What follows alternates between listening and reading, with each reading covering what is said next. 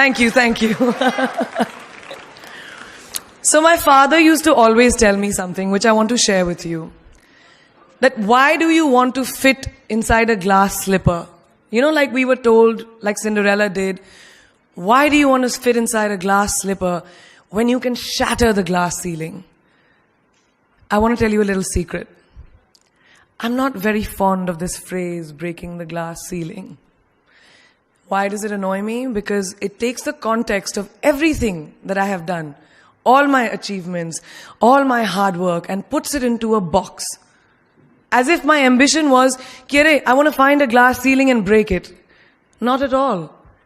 To be really honest, I was never in a mission to break, to shatter anything. All I wanted was to chase my dreams, my ambitions. I wanted to evolve. I wanted to become the best version of me that I could be. And of course, in Priyanka Chopra style, along the way, I wanted to smash and break every obstacle that came my way, which I did. But that does not mean that the glass ceiling doesn't exist. Of course it exists. And countless of women and men, mostly women, run into it in their professional and personal lives. And I'm sure a lot of you can vouch for that right now. The Oxford Dictionary definition of the glass ceiling is an unacknowledged barrier to advancement in a profession, especially affecting women and members of minorities, from rising beyond a certain level in a hierarchy. And this metaphor was first coined by feminists in reference to barriers in careers of high-achieving women. So why did I choose it as my topic for today if I hated it so much?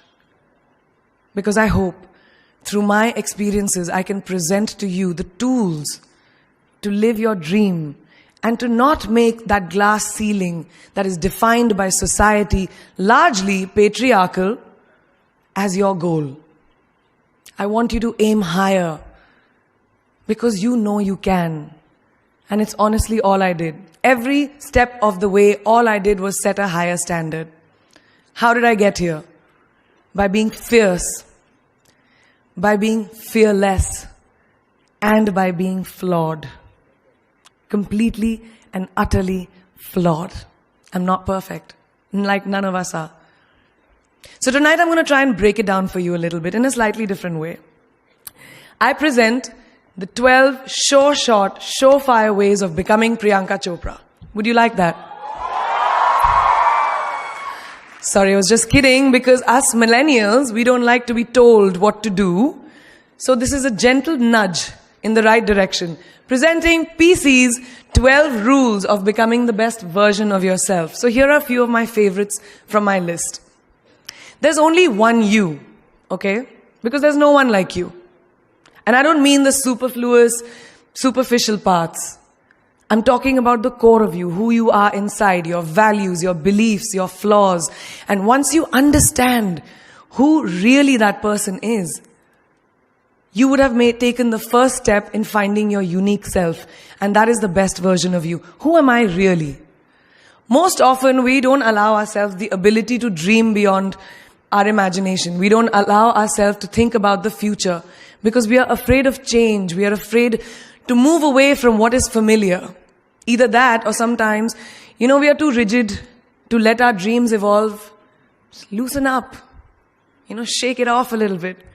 Change is the only constant thing in life, and you are never too old or never too experienced to learn something new.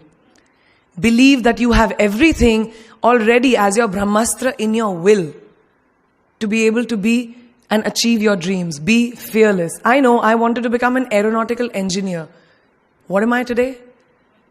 I'm an actor, I'm a singer, I'm an author, I'm a producer, I'm an artist. How did I go from becoming an engineer to all of these things? I made choices. The choices that I wanted for myself. So that is my rule number 2. Let your dreams fly. Give them wings. Be who you want to be just by being fearless. Now, opportunities. That's another important part of being fearless. They're a very funny thing, these opportunities. They don't come very often. They come far and few in between. But when they do we recognize them? Our job is to recognize them and make the most of them. I look back on all the things that I've done and I marvel at the opportunities that came my way. Miss India, Miss World, when I was in Bareilly in army school, my first film offer, my first music single, the first film I actually produced. There was never a plan, ever. More like the universe sort of guiding me towards these opportunities. All I had to do was recognize them and make sure I worked so hard that I squeezed every drop out of these opportunities. This, ladies and gentlemen, is called drive. It's called ambition. So no matter